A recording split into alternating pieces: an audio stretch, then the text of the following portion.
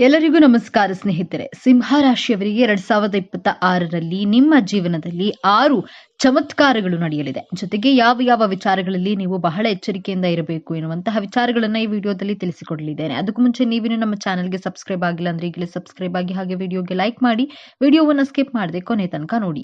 ಸಿಂಹ ರಾಶಿಯವರಿಗೆ 2026ರಲ್ಲಿ ಗೋಚಾರದಲ್ಲಿ ಗ್ರಹಗಳ ಸ್ಥಿತಿಗಳ ಬಗ್ಗೆ ನೋಡೋದಾದ್ರೆ, ನಿಮ್ಮ ರಾಶಿ ಅಧಿಪತಿ ಸೂರ್ಯ ಗ್ರಹ, ಪಂಚಮ ಭಾವದಲ್ಲಿ ದ್ವಿತೀಯ ಭಾವದಲ್ಲಿ ಕೇತು ಗ್ರಹ, ಸಪ್ತಮ ಭಾವದಲ್ಲಿ ಶನಿ ಗ್ರಹದ ಜೊತೆಗೆ ಶುಕ್ರ ಗ್ರಹ, ಅಷ್ಟಮದಲ್ಲಿ ರಾಹು ಗ್ರಹ, ದಶಮ ಭಾವದಲ್ಲಿ ಗುರುಗ್ರಹ, ವ್ಯಯ ಭಾವದಲ್ಲಿ ಮಂಗಳ ಗ್ರಹವಾಗಿದೆ.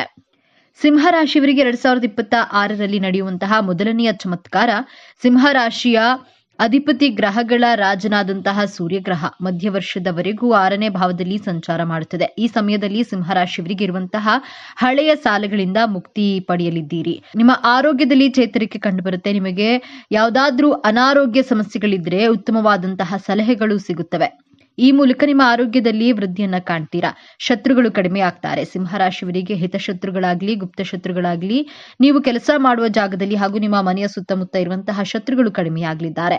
ಮಧ್ಯವರ್ಷದ ಒಳಗೆ ನಿಮ್ಮ ಬ್ಯಾಂಕ್ ಲೋನ್ಗಳನ್ನ ಹಾಗೂ ಯಾರಿಂದಲಾದ್ರೂ ತೆಗೆದುಕೊಂಡಂತಹ ಸಾಲಗಳನ್ನ ತೀರಿಸ್ತೀರಿ. ನಂತರ ಸೂರ್ಯಗ್ರಹ 7ನೇ ಸ್ಥಾನಕ್ಕೆ ಸಂಚಾರ ಮಾಡಿದಾಗ ನಿಮ್ಮ ಲೈಫ್ ಪಾರ್ಟ್ನರ್ ಜೊತೆಗೆ ಸಮಯ ಕಳೆಯಲು ಇಷ್ಟಪಡ್ತೀರಾ. ಅಕ್ಕಪಕ್ಕದವರ ಜೊತೆ ಒಳ್ಳೆಯ ಬಾಂಧವ್ಯವನ್ನ ಇಟ್ಕೊಳ್ತೀರಾ. ಬಿಸ್ನೆಸ್ ಮಾಡುವವರ ಜೊತೆ ಒಳ್ಳೆಯ ರೀತಿಯಲ್ಲಿ ಬಹಳ ಬಾಂಧವ್ಯದಿಂದ ಮಾತನಾಡ್ತೀರಾ. ಗ್ರಾಹಕರನ್ನ ತುಂಬಾ ಚೆನ್ನಾಗಿ ಕನ್ವಿನ್ಸ್ ಮಾಡುವಂತಹ ಕಲೆಯನ್ನ ಹೆಚ್ಚಿಸಿಕೊಳ್ತೀರಾ. ಸೂರ್ಯಗ್ರಹ ಅಷ್ಟಮ ಭಾವದಲ್ಲಿ ಸಂಚಾರ ಮಾಡ್ತಾನೆ. ಈ ಅವಧಿಯಲ್ಲಿ ನಿಮಗೆ ಹೊಟ್ಟೆಗೆ ಸಂಬಂಧಿಸಿದಂತಹ ತೊಂದರೆಗಳಾಗಬಹುದು. ಪದೇ ಪದೇ ಜ್ವರ ಬರುವಂತಹ ಸಾಧ್ಯತೆಗಳು ಇರಲಿದೆ. ಈ ರೀತಿಯ ಆರೋಗ್ಯ ಸಮಸ್ಯೆಗಳನ್ನ ಎದುರಿಸಬೇಕಾಗುತ್ತದೆ. ನಿಮ್ಮ ಆರೋಗ್ಯದ ಬಗ್ಗೆ ಎಚ್ಚರಿಕೆಯನ್ನು ವಹಿಸಿ. ಎರಡನೆಯದಾಗಿ, ಸೂರ್ಯಗ್ರಹ ನಿಮ್ಮ ನವಮ ಭಾವದಂತಹ ಮೇಷರಾಶಿಗೆ ಪ್ರವೇಶಿಸುತ್ತದೆ. ಸೂರ್ಯನಿಗೆ ಮೇಷರಾಶಿ ಉಚ್ಚ ಕ್ಷೇತ್ರವಾಗಿರೋದ್ರಿಂದ ಮಧ್ಯವರ್ಷದ ನಂತರ ಸರ್ಕಾರಿ ಕೆಲಸಕ್ಕಾಗಿ ಯಾರೆಲ್ಲ ಪ್ರಯತ್ನ ಮಾಡ್ತಿರುವಿರೋ ಅವರಿಗೆಲ್ಲ ಅನುಕೂಲವಾಗುತ್ತೆ. ಗವರ್ನಮೆಂಟ್ ಎಂಟ್ರೆನ್ಸ್ ಎಕ್ಸಾಮ್ಸ್ ನಲ್ಲಿ ಸೆಲೆಕ್ಟ್ ಆಗುವಂತಹ ಯೋಗ ತೋರಿಸ್ತಾ ಇದೆ. ಯಾರೆಲ್ಲ ಉನ್ನತ ಶಿಕ್ಷಣ ಮಾಡಬೇಕು ಅಂದ್ಕೊಂಡಿರುವವರಿಗೆ ಇದು ಬಹಳ ಒಳ್ಳೆಯ ಸಮಯ ಆಗಿರುತ್ತೆ. ಮೇ ತಿಂಗಳಲ್ಲಿ ಸಿಂಹರಾಶಿಯವರಿಗೆ ನೀವು ಕೆಲಸ ಮಾಡುವಂತಹ ಜಾಗದಲ್ಲಿ ಒಳ್ಳೆಯ ಹೆಸರು ಮಾಡುವಂತಹ ಯೋಗ ನಿಮ್ಮದಾಗಿರುತ್ತದೆ. ನಿಮ್ಮ ಪ್ರಯತ್ನಕ್ಕೆ ಮನ್ನಣೆ, ಗೌರವ, ಪ್ರೀತಿ, ವಿಶ್ವಾಸ ಸಿಗುವಂತಹ ವರ್ಷವಾಗಿರುತ್ತದೆ. ಹೊಸ ಉದ್ಯೋಗವನ್ನ ಹುಡುಕುತ್ತಿರುವವರಿಗೆ ಹಾಗೂ ಈಗಾಗಲೇ ಕೆಲಸ ಮಾಡ್ತಿರುವವರಿಗೆ ಹೊಸ ಉದ್ಯೋಗಗಳು ಸಿಗುವಂತಹ ಅವಕಾಶಗಳು ನಿಮ್ಮದಾಗಲಿವೆ. ಮೂರನೆಯದಾಗಿ, ಸಿಂಹರಾಶಿಯವರಿಗೆ ರಾಹುಗ್ರಹ ನಿಮ್ಮ ಅಷ್ಟಮ ಸ್ಥಾನದಿಂದ ಇಂದಿನ ಭಾವದಂತಹ ಸಪ್ತಮ ಸ್ಥಾನಕ್ಕೆ ಸಂಚಾರ ಮಾಡಲಿದ್ದಾನೆ. ಇಷ್ಟು ದಿನ ನೀವು ಅಂದುಕೊಂಡಂತಹ ಕೆಲಸ ಕಾರ್ಯಗಳನ್ನ ಪ್ರಾರಂಭಿಸಲು ಬಹಳ ಅಡೆತಡೆಗಳು, ತೊಂದರೆಗಳು ಆಗ್ತಿದ್ದವು. ಮನೆಯನ್ನ ಕಟ್ಟುವಾಗ ಅದು ಅರ್ಧದಲ್ಲಿಯೇ ನಿಂತಿದ್ರೆ ಮನೆಯನ್ನ ಸಂಪೂರ್ಣವಾಗಿ ಕಟ್ಟಿ ಮುಗಿಸ್ತೀರಾ. ನಿಮ್ಮ ನಿಂತು ಹೋದಂತಹ ಕೆಲಸ ಕಾರ್ಯಗಳು ಚೆನ್ನಾಗಿ ನಡೆಯುತ್ತದೆ. 2026ರಲ್ಲಿ ನಿಮ್ಮ ಆದಾಯ ಚೆನ್ನಾಗಿರುತ್ತೆ. ಸಿಂಹರಾಶಿಯವರು ಈ ಹಿಂದಿನ 1.5 ವರ್ಷದಲ್ಲಿ ನಡೆಯುವಾಗ ಎಡವಿ ಬೀಳುವುದು ಈ ರೀತಿಯೇ ಆಗಿರುತ್ತದೆ.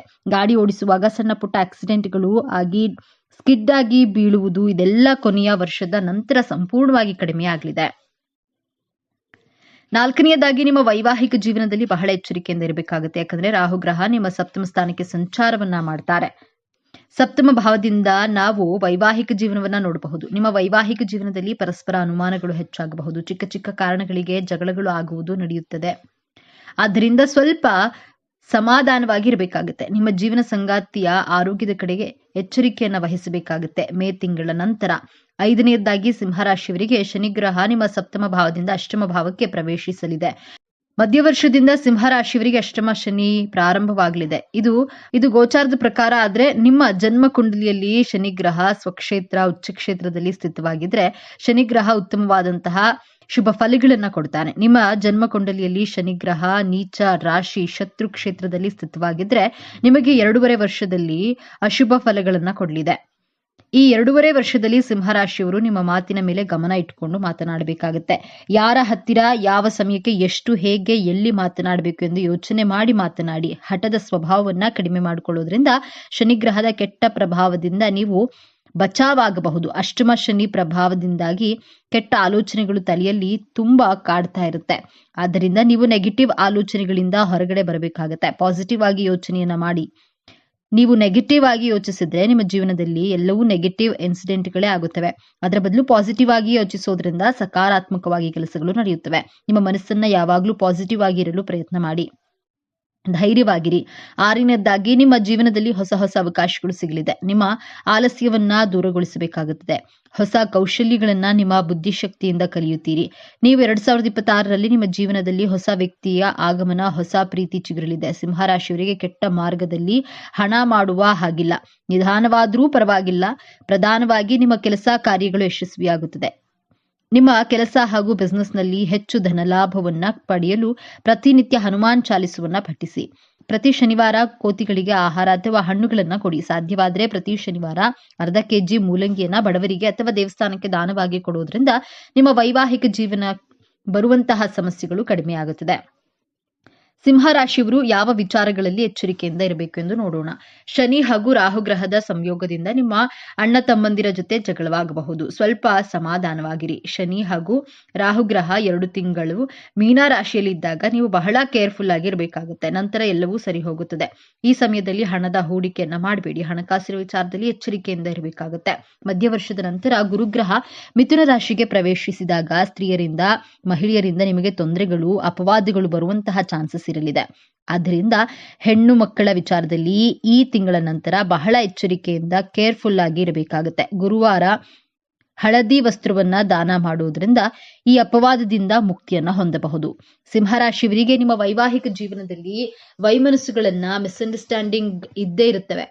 ಆತುರಪಟ್ಟು ಡೈವೋರ್ಸ್ಗಾಗಿ ಅಪ್ಲೈ ಮಾಡಲು ಹೋಗಬೇಡಿ. 3 ತಿಂಗಳ ನಂತರ ನಿಮ್ಮ ವೈವಾಹಿಕ ಜೀವನದಲ್ಲಿ ಇದ್ದಂತಹ ವೈಮನಸ್ಸುಗಳು ಮಿಸ್ಅಂಡರ್ಸ್ಟ್ಯಾಂಡಿಂಗ್ ದೂರವಾಗುತ್ತದೆ. ಆತುರದಿಂದ ನಿರ್ಧಾರ ತೆಗೆದುಕೊಳ್ಳಬೇಡಿ. ಸಮಾಧಾನವಾಗಿರಿ. ಸಿಂಹರಾಶಿಯವರಿಗೆ ಅದೃಷ್ಟದ ದಿಕ್ಕು ಪಶ್ಚಿಮ ದಿಕ್ಕಾಗಿದೆ.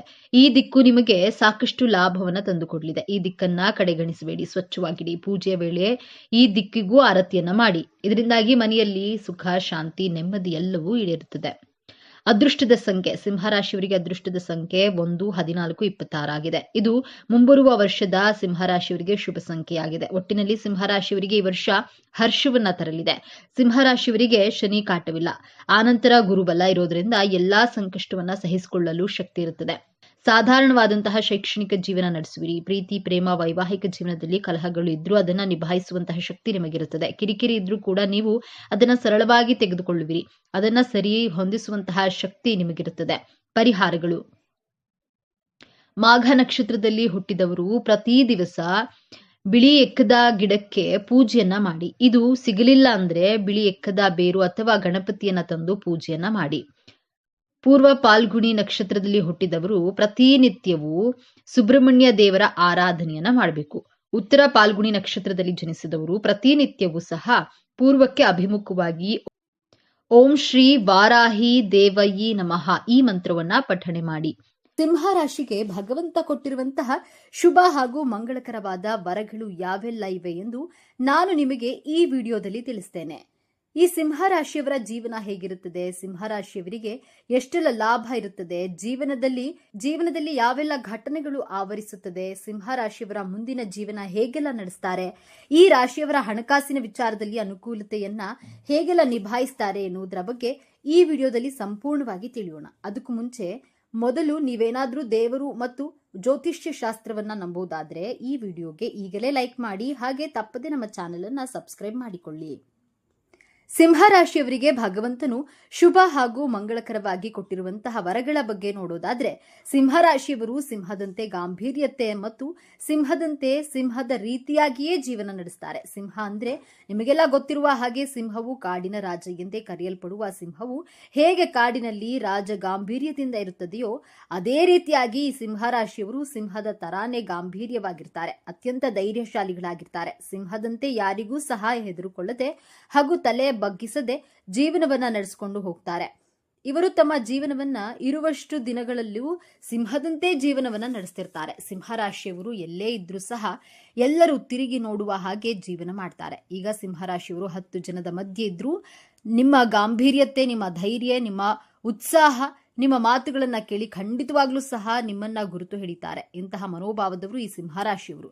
ನಿಮ್ಮ ಒಳ್ಳೆಯ ಗುಣಗಳಿಂದ ಜನರು ಆಕರ್ಷಣೆಗೊಳಗಾಗ್ತಾರೆ. ನಿಮ್ಮ ಈ ಒಳ್ಳೆಯ ಗುಣಗಳಿಂದ ಜನರು ನಿಮ್ಮ ಬಳಿ ಜಾಸ್ತಿ ಸ್ನೇಹ ಮಾಡಲು ಬಯಸ್ತಾರೆ. ನಿಮ್ಮ ಹತ್ತಿರ ಎಲ್ಲರೂ ಸಹ ಹೊಂದಿಕೊಳ್ಳಲು ಬಯಸ್ತಾರೆ. ಹಾಗೆಯೇ ನಿಮ್ಮ ಗುಣ ಅಷ್ಟು ಮೃದುವಾಗಿರುತ್ತದೆ. ಹಾಗೆ ನಿಮ್ಮ ಬಳಿ ಒಳ್ಳೆಯ ಗುಣ ಅನ್ನೋದು ಇದ್ದೇ ಇರುತ್ತೆ. ಹಾಗಾಗಿ ನಿಮ್ಮ ಸ್ನೇಹವನ್ನ ಪ್ರತಿಯೊಬ್ಬರು ಸಹ ಬಯಸುತ್ತಾರೆ. ಸಿಂಹರಾಶಿಯವರಿಗೆ ಶತ್ರುಗಳು ಜಾಸ್ತಿ, ಅದರಲ್ಲೂ ಹಿತಶತ್ರುಗಳು ಅಂತೂ ಇನ್ನೂ ಜಾಸ್ತಿ. ಸಿಂಹರಾಶಿಯವರಿಗೆ ನಿಮ್ಮ ಬೆನ್ ಹಿಂದೆ ಶತ್ರುಗಳೇ ತುಂಬಾ ಇರ್ತಾರೆ. ಸಿಂಹರಾಶಿಯವರಿಗೆ ಶತ್ರುಗಳು ಜಾಸ್ತಿ, ಯಾಕಂದ್ರೆ ನಿಮ್ಮ ರಾಶಿಯೇ ಅಂತದ್ದು. ಈಗ ಸಿಂಹಕ್ಕೆ ಶತ್ರುಗಳು ಇರಲ್ವಾ? ಸಿಂಹ ಕಾಡಿನ ರಾಜನೇ ಇರಬಹುದು, ಆದ್ರೆ ಸಿಂಹಕ್ಕೆ ಶತ್ರುಗಳು ಇರಲ್ವಾ? ಅದೇ ರೀತಿಯಾಗಿ ಸಿಂಹರಾಶಿಯವರಿಗೆ ಶತ್ರುಗಳ ಕಾಟ ವಿಪರೀತವಾಗಿರುತ್ತೆ. ಇವನು ಹೇಗೆಲ್ಲ ಬೆಳೆಯುತ್ತಾನೆ, ಇವನ ಗಾಂಭೀರ್ಯ ನೋಡು, ಇವನ ಅಹಂಕಾರ ನೋಡ್ರೋ ಅನ್ನೋ ತರಾನೇ ಜನ ನಿಮ್ಮನ್ನ ನೋಡಿ ಮಾತನಾಡ್ತಾರೆ. ಇದನ್ನ ಸಹಿಸಲಾಗದೆ, ತಡೆಯಲಾಗದೆ ನಿಮಗೆ ಶತ್ರುಗಳು ಹುಟ್ಟಿಕೊಳ್ತಾರೆ. ಅದಕ್ಕಾಗಿಯೇ ನಿಮಗೆ ಹಿತಶತ್ರುಗಳೇ ಜಾಸ್ತಿ. ಸಿಂಹರಾಶಿಗೆ ಅಂದ್ರೆ ನಿಮಗೆ ಒಳ್ಳೆಯದನ್ನೇ ಹೇಳೋ ತರ ನಿಮ್ಮ ಜೊತೆನೇ ಇರ್ತಾರೆ, ಆದ್ರೆ ನಿಮ್ಮ ರಕ್ತ ಸಂಬಂಧಗಳು ಬೆನ್ನಿನಿಂದಲೇ ನಿಮಗೆ ಚೂರಿಯನ್ನ ಹಾಕ್ತಾರೆ. ಈ ರೀತಿಯಾಗಿ ನಿಮಗೆ ಹಿತಶತ್ರುಗಳು ರೆಡಿ ಇರ್ತಾರೆ. ಸಿಂಹರಾಶಿಯವರಿಗೆ ಕಷ್ಟವಾದ ಕೆಲಸಗಳು ತುಂಬಾ ಜಾಸ್ತಿ ಇರುತ್ತೆ. ಆದ್ರೂ ಸಹ ಈ ರಾಶಿಯವರು ನೀರು ಕುಡಿದಷ್ಟು ಸುಲಭವಾಗಿ ಈ ಕೆಲಸವನ್ನ ಮಾಡಿ ಮುಗಿಸ್ತಾರೆ. ಇವರಿಗೆ ಎಷ್ಟೇ ಕಷ್ಟವಾದ ಕೆಲಸ ಇದ್ರೂ ಸಹ ಅದನ್ನ ಈಸಿಯಾಗಿ, ಸಿಂಪಲ್ ಆಗಿ ಮಾಡಿ ಮುಗಿಸ್ತಾರೆ. ಈ ರೀತಿಯಾಗಿ ಯಾವುದೇ ಕೆಲಸವನ್ನಾದ್ರೂ ಬಹಳ ಅಚ್ಚುಕಟ್ಟಾಗಿ ಮಾಡಿ ಮುಗಿಸ್ತಾರೆ. ಬೇರೆಯವರ ಕೆಲಸವನ್ನ ಸಹ ಬೇಗ ಮಾಡ್ತಾರೆ. ಹಾಗಾಗಿ ಇವರನ್ನ ಹಾಡಿ ಹೊಗಳುವಂತಹ ಜನ ಜಾಸ್ತಿ ಇರ್ತಾರೆ. ನಿಮಗೆ ಧೈರ್ಯ ಅನ್ನೋದು ನಿಮ್ಮ ರಕ್ತದಲ್ಲಿಯೇ ಬಂದಿರ್ತದೆ. ಮೊದಲೇ ಹೇಳಿದ ಹಾಗೆ ನೀವು ಧೈರ್ಯಶಾಲಿಗಳು, ನೀವು ಯಾವುದಕ್ಕೂ ಭಯ ಪಡುವುದಿಲ್ಲ. ಅದೇನಾಗುತ್ತೋ ನೋಡೇ ಬಿಡೋಣ, ಆಗ್ಲಿ ಬಿಡಿ ಅನ್ನೋ ತರ ಮನೋಭಾವವನ್ನ ಇಟ್ಕೊಂಡಿರ್ತೀರಾ. ನಿಮ್ಮ ಜೀವನವು ಯಾವಾಗ್ಲೂ ಸಹ ಚಿನ್ನದಂತೆ ಹೊಳೆಯುತ್ತಾ ಇರುತ್ತೆ. ನಿಮ್ಮ ಜೀವನ ಬಹಳಾನೇ ಅದ್ಭುತವಾಗಿರುತ್ತೆ. ನಿಮ್ಮ ಜೀವನದಲ್ಲಿ ಜಾಸ್ತಿ ಕಷ್ಟ ಅನ್ನೋದೇ ಇರೋದಿಲ್ಲ. ಯಾಕಂದ್ರೆ ಯಾವುದೇ ಕಷ್ಟವಿರಲಿ ಅಥವಾ ಯಾವುದೇ ಕೆಲಸವಿರಲಿ ಅಷ್ಟು ಬೇಗ ನಿಭಾಯಿಸ್ಕೊಳ್ತೀರಾ. ಈ ರೀತಿಯಾಗಿ ಸಿಂಹರಾಶಿಯವರು ಜೀವನದಲ್ಲಿ ಆತ್ಮವಿಶ್ವಾಸ ಅನ್ನೋದನ್ನ ಜಾಸ್ತಿ ಇಟ್ಕೊಂಡಿರ್ತಾರೆ. ಪ್ರಾಮಾಣಿಕತೆ ಅಂತೂ ತುಂಬಾ ತುಳುಕುತ್ತಾ ಇರ್ತದೆ. ಆತ್ಮವಿಶ್ವಾಸ, ಸೆಲ್ಫ್ ಕಾನ್ಫಿಡೆನ್ಸ್ ಅನ್ನೋದು ಸಿಂಹರಾಶಿಯವರಿಗೆ ಜಾಸ್ತಿನೇ ಇರುತ್ತೆ. ನಾನು ಏನೇ ಮಾಡಿದ್ರೂ ಸಹ, ಯಾವುದೇ ಕೆಲಸ ಕೈ ಹಾಕಿದ್ರೂ ಸಹ ಆ ಕೆಲಸನ ನಾನು ಮಾಡ್ತೀನಿ, ಮುಗಿಸ್ತೀನಿ ಅನ್ನುವಂತಹ ಆತ್ಮವಿಶ್ವಾಸ ಸ್ವಲ್ಪ ಜಾಸ್ತಿಯೇ ಇರುತ್ತೆ. ಸಿಂಹರಾಶಿಯವರಿಗೆ ಪ್ರಾಮಾಣಿಕತೆ ಅನ್ನೋದು ತುಂಬಿ ತುಳುಕ್ತಾ ಇರುತ್ತೆ. ಪ್ರಾಮಾಣಿಕತೆ ಅಂದ್ರೆ ನೀವು ಯಾರಿಗೂ ಸಹ ಮೋಸ ಮಾಡೋದಿಲ್ಲ. ನಿಮಗೆ ಹೊಸದಾಗಿ ಯಾರಾದ್ರೂ ಫ್ರೆಂಡ್ಸ್ ಇರ್ಲಿ ಅಥವಾ ನಿಮ್ಮ ತಂದೆ ತಾಯಿ ಇರ್ಲಿ, ಯಾರೊಬ್ಬರಿಗೂ ಸಹ ತೊಂದರೆ ಕೊಡೋದಾಗ್ಲಿ ಅಥವಾ ಮೋಸ ಮಾಡೋದಾಗ್ಲಿ ನೀವು ಎಂದಿಗೂ ಸಹ ಮೋಸ ಮಾಡೋದಿಲ್ಲ. ನಿಮ್ಮ ಬಳಿ ಯಾರಾದ್ರೂ ಏನಾದ್ರೂ ಹೆಲ್ಪ್ ಕೇಳ್ಕೊಂಡು ಬರ್ತಾರೆ ಅಂದ್ರೆ ಅವರ ಹತ್ರ ದುಡ್ಡು ತೆಗೆದುಕೊಂಡು ಮೋಸ ಮಾಡಬೇಡಿ ಅಥವಾ ನಂಬಿಕೆ ದ್ರೋಹ ಮಾಡೋದು, ಇಂತಹ ಮನೋಭಾವ ಅನ್ನೋದು ನಿಮ್ಮ ಸಿಂಹರಾಶಿಯವರಿಗೆ ಇರೋದೇ ಇಲ್ಲ. ಅಷ್ಟು ಒಳ್ಳೆಯ ಮನಸ್ಸಿರುವ ಈ ಸಿಂಹರಾಶಿಯವರು ನಿಮ್ಮ ಆತ್ಮವಿಶ್ವಾಸವನ್ನು ನೋಡಿ ಬೇರೆಯವರು ಅಹಂಕಾರವೆಂದು ತಿಳಿದುಕೊಳ್ತಾರೆ. ಸಿಂಹರಾಶಿಯವರಿಗೆ ನಿಮ್ಮ ಆತ್ಮವಿಶ್ವಾಸದ ಸೆಲ್ಫ್ ಕಾನ್ಫಿಡೆನ್ಸ್ ಅನ್ನೋದು ನಿಮಗೆ ಜಾಸ್ತಿನೇ ಇರೋದ್ರಿಂದ ಬೇರೆಯವರಿಗೆ ಇವನಿಗೆ ದುರಹಂಕಾರ, ಇವನಿಗೆ ಅಹಂಕಾರ, ಯಾರ ಮಾತನ್ನು ಕೇಳೋದಿಲ್ಲ ಹಾಗೂ ಯಾರಿಗೂ ತಲೆ ಕೆಡಿಸ್ಕೊಳ್ಳಲ್ಲ, ನೀನು ನಡೆದಿದ್ದೇ ದಾರಿ ಅನ್ನೋ ತರ ನೀವು ಇರ್ತಿರಲ್ಲ. ಹಾಗಾಗಿ ಇವನಿಗೆ ಅಹಂಕಾರ, ದುರಹಂಕಾರ ಅಂತ ಜನ ನಿಮ್ಮನ್ನ ನೋಡಿ ಅಂದುಕೊಳ್ತಿರುವುದು ಸರ್ವೇ ಸಾಮಾನ್ಯ. ಇನ್ನ ಸಿಂಹರಾಶಿಯವರು ಹಿಂದೆ ಗುರು, ಮುಂದೆ ಗುರಿಯನ್ನ ಇಟ್ಕೊಂಡು ಕೆಲಸವನ್ನ ಮಾಡ್ತಾರೆ. ಹಾಗಾಗಿ ಯಾವುದೇ ಕೆಲಸದಲ್ಲಿ ಇವರಿಗೆ ಯಶಸ್ಸು ಅನ್ನೋದು ಇದ್ದೇ ಇರುತ್ತೆ. ಹಿಂದೆ ಗುರು ಇದ್ದು ಮುಂದೆ ಗುರಿ ಇದ್ರೆ ಎಲ್ಲಾ ಕೆಲಸನೂ ಸಲೀಸಾಗಿ ಆಗುತ್ತಂತೆ. ಅದೇ ರೀತಿಯಾಗಿ ಸಿಂಹರಾಶಿಯವರು ತಮ್ಮನ್ನ ತಾವೇ ಗುರು ಅಂದ್ಕೊಳ್ತಾರೆ, ಜೊತೆಗೆ ಗುರಿಯನ್ನ ಸಹ ಇಟ್ಕೊಳ್ತಾರೆ. ಹಾಗಾಗಿ ಇವರು ಯಾವುದೇ ಕೆಲಸವಿದ್ರೂ ಸಹ ಗುರಿಯನ್ನ ಇಟ್ಕೊಂಡೇ ಕೆಲಸ ಮಾಡೋದು. ಸಿಂಹರಾಶಿಯವರು ತಿಳಿಯದೆ ಯಾವುದ್ಯಾವುದೋ ಕೆಲಸಕ್ಕೆ ಕೈ ಹಾಕೋದಿಲ್ಲ. ನಾನು ಈ ಕೆಲಸ ಮಾಡಿದ್ರೆ ಉದ್ಧಾರ ಆಗ್ತೀನಿ, ನಾನು ಈ ಕೆಲಸ ಮಾಡಲೇಬೇಕು ಎನ್ನುವ ಗುರಿಯನ್ನ ಇಟ್ಕೊಂಡು ಅವರ ಕಾರ್ಯನ ಸಾಧಿಸ್ಕೊಳ್ತಾರೆ. ಸಿಂಹರಾಶಿಯವರು ಇವರ ಕೆಲಸದಲ್ಲಿ ಯಶಸ್ಸು ಅನ್ನೋದನ್ನ ಪಡ್ಕೊಳ್ತಾರೆ. ಇವರು ಗುರಿ ಮುಟ್ಟುವ ತನಕ ಹಿಡಿದ ಕೆಲಸವನ್ನ ಬಿಡುವುದಿಲ್ಲ. ಇವರು ಯಾವುದೇ ಗುರಿ ಇಟ್ಕೊಂಡ್ರು ಆ ಕೆಲಸವನ್ನ ಮಾಡಲೇಬೇಕು, ನಾನೇ ಮಾಡ್ತೀನಿ ಅನ್ನುವಂತಹ ಗುರಿಯನ್ನ ಇಟ್ಕೊಂಡು ಇವರು ಮಾಡ್ತಾರೆ. ಅವರ ಗುರಿ ತಲುಪೋವರೆಗೂ ಸಹ ಬೇರೆ ಕಡೆ ತಿರುಗಿಯೂ ಸಹ ನೋಡಲ್ಲ. ಇಂತಹ ನಿರ್ಧಾರವನ್ನ ಯಾವುದೇ ಕೆಲಸದಲ್ಲಿಯೂ ಸಹ ಇವರು ಮಾಡಿ ತೋರಿಸ್ತಾರೆ. ಹಾಗಾಗಿ ಇವರಿಗೆ ಯಶಸ್ಸು ಅನ್ನೋದು, ಲಾಭ ಅನ್ನೋದು ಬಹುಬೇಗ ಬಂದ್ಬಿಡುತ್ತೆ. ಎಂತಹ ಕಷ್ಟ ಬಂದರೂ ಸಹ ಎದುರಿಸುವಂತಹ ತಾಕತ್ತು ಇವರಿಗೆ ಮಾತ್ರ ಇರುತ್ತೆ. ಏನೇ ಕಷ್ಟ ಬರಲಿ, ಎಂತಹದ್ದೇ ಸುಖ ಬರಲಿ, ನಾನು ಹಿಗ್ಗಲ್ಲ ಕುಗ್ಗಲ್ಲ ಎನ್ನುವ ಹಾಗೆ ಇರುವ ಇವರು ಜೀವನದಲ್ಲಿ ಏನೇ ಸಮಸ್ಯೆ ಬಂದರೂ ಸಹ ಇವರು ಹಠವನ್ನ ಇಟ್ಕೊಂಡು ಕೆಲಸವನ್ನ ಮಾಡ್ತಾರೆ. ಇದನ್ನ ಆರಾಮಾಗಿ ಎದುರಿಸ್ತಾರೆ. ಇನ್ನ ಕಷ್ಟ ಹಾಗೂ ಸುಖವನ್ನು ಸರಿಸಮಾನವಾಗಿ ನೋಡ್ತಾರೆ. ಕಷ್ಟ ಬಂದ ತಕ್ಷಣ ಕುಗ್ಗಿ ಬಿಡೋದು, ಸುಖ ಬಂದ ತಕ್ಷಣ ಹಿಗ್ಗಿ ಬಿಡೋದು, ಈ ತರ ಮನಸ್ಥಿತಿ ಅನ್ನೋದು ಇವರಿಗೆ ಇರೋದಿಲ್ಲ. ಇವರು ಕಷ್ಟ ಸುಖ ಎರಡನ್ನೂ ಸಹ ಸಮಾನವಾಗಿ ನೋಡ್ತಾರೆ. ಸಿಂಹರಾಶಿಯವರು ಹುಟ್ಟುತ್ತಲೇ ನಾಯಕತ್ವದ ಗುಣ ಇವರಿಗೆ ಇರುತ್ತದೆ. ಸಿಂಹ ಅಂದ್ರೇನೆ ಲೀಡರ್ಶಿಪ್ ಅಂದ್ರೆ ಸಿಂಹ. ಆ ರೀತಿ ಸಿಂಹರಾಶಿಯವರು ಲೀಡರ್ಶಿಪ್ ಗುಣವನ್ನ ಹುಟ್ಟುವಾಗ್ಲೇ ತಗೊಂಡು ಬಂದ್ಬಿಟ್ಟಿರ್ತಾರೆ. ಎಲ್ಲರಿಗಿಂತಲೂ ಇವರು ಒಂದು ಕೈ ಜಾಸ್ತಿನೇ ಒಳ್ಳೆಯದನ್ನ ಪಡೆದುಕೊಂಡು ಬಂದಿರ್ತಾರೆ.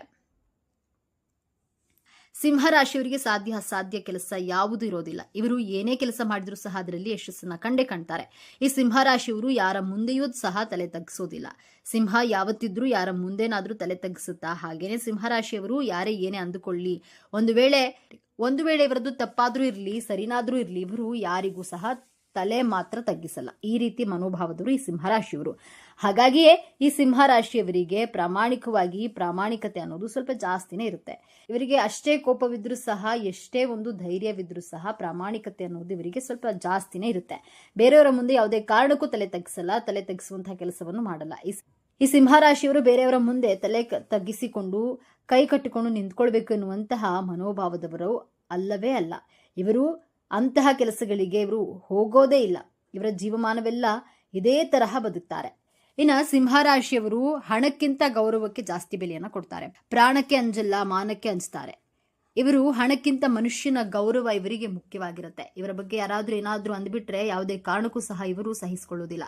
ಇನ್ನು ಸಿಂಹರಾಶಿಯವರು ಪ್ರಾಣಕ್ಕೆ ಯಾವತ್ತೂ ಸಹ ಅಂಜೋದಿಲ್ಲ, ಮಾನಕ್ಕೆ ಜಾಸ್ತಿ ಅಂಜ್ತಾರೆ. ಈ ರೀತಿ ಮನೋಭಾವ ಇರುವವರು, ಈ ರೀತಿಯ ಸ್ವಭಾವ ಇರುವವರು ಈ ಸಿಂಹರಾಶಿಯವರು. ಆತ್ಮಗೌರವಕ್ಕೆ ಧಕ್ಕೆ ಅನ್ನೋದು ಬಂದ್ರೆ ಇವರು ಯಾವುದೇ ಕಾರಣಕ್ಕೂ ಕೂಡ ಸಹಿಸಿಕೊಳ್ಳುವುದಿಲ್ಲ. ಇವರಿಗೆ ಯಾರಾದ್ರೂ ಅವಮಾನ ಮಾಡಿದ್ರೆ ಯಾವತ್ತೂ ಇವರು ಅವರನ್ನ ತಿರುಗಿಯೂ ಸಹ ನೋಡಲ್ಲ. ಇಂತಹ ಸ್ವಭಾವ ಗುಣದವರಾಗಿರ್ತಾರೆ. ಸಿಂಹರಾಶಿಯವರಿಗೆ ಜ್ಞಾನ ಅನ್ನೋದು ತುಂಬಾ ಜಾಸ್ತಿ ಇರುತ್ತೆ. ಜ್ಞಾಪಕ ಶಕ್ತಿ ಅನ್ನೋದು ಚೆನ್ನಾಗಿರುತ್ತೆ. ಇವರು ಯಾವುದೇ ಕೆಲಸ ಮಾಡಿದ್ರೂ ಸಹ ಪರ್ಫೆಕ್ಟ್ ಆಗಿ ಮಾಡ್ತಾರೆ. ಅಧಿಕಾರ ಪಡೆಯುವಂತಹ ವಿಚಾರಗಳಲ್ಲಿ ಆಸೆ ಹಾಗೂ ಆಸಕ್ತಿ ಜಾಸ್ತಿ ಇರುತ್ತೆ. ಈ ಸಿಂಹರಾಶಿಯವರ ಮನಸ್ಸು ಮಗುವಿನ ಮನಸ್ಸುಳ್ಳವರು ಎಂದೇ ಹೇಳಬಹುದು. ಇಷ್ಟೆಲ್ಲ ಇದ್ರೂ ಸಹ ಈ ಸಿಂಹರಾಶಿಯವರಿಗೆ ದಿಢೀರಂತ ಕೋಪ ಬಂದುಬಿಡುತ್ತೆ. ದಿಢೀರಂತ ಸಿಡುಕಾಡಿ ಬಿಡ್ತಾರೆ. ಸಿಂಹಕ್ಕೆ ಯಾವ ರೀತಿ ಕೋಪ ಬರುತ್ತದೆಯೋ ಅದೇ ರೀತಿ ಇವರು ಕೋಪ ಕಡಿಮೆ ಆಗೋಕೆ ತುಂಬಾ ಸಮಯ ತಗೊಳ್ತಾರೆ. ನೋಡಿದ್ರಲ್ಲ ಸ್ನೇಹಿತರೆ, ನಿಮಗೂ ಸಹ ನಿಮ್ಮ ಜೀವನದಲ್ಲಿ ಇದೇ ರೀತಿಯ ಅನುಭವ ಆಗಿದೆಯಾ? ಸಿಂಹರಾಶಿಯವರು ಓಂ ನರಸಿಂಹ ಸ್ವಾಮಿಯೇ ನಮಃ ಎಂದು ತಪ್ಪದೆ ಕಾಮೆಂಟ್ ಮಾಡಿ. ಈ ವಿಡಿಯೋ ಮಾಹಿತಿಯನ್ನ ಆದಷ್ಟು ಎಲ್ಲರಿಗೂ ಶೇರ್ ಮಾಡಿ. ಈಗಲೇ ನಮ್ಮ ಚಾನೆಲ್ಗೆ ಸಬ್ಸ್ಕ್ರೈಬ್ ಮಾಡಿಕೊಳ್ಳಿ. ಮುಂದಿನ ವಿಡಿಯೋದಲ್ಲಿ ಒಂದೊಳ್ಳೆ ಮಾಹಿತಿಯೊಂದಿಗೆ ಭೇಟಿಯಾಗೋಣ. ಅಲ್ಲಿಯವರೆಗೂ ನೋಡ್ತಾ ಇರಿ ನಮ್ಮ ಚಾನೆಲ್. ಶುಭವಾಗಲಿ.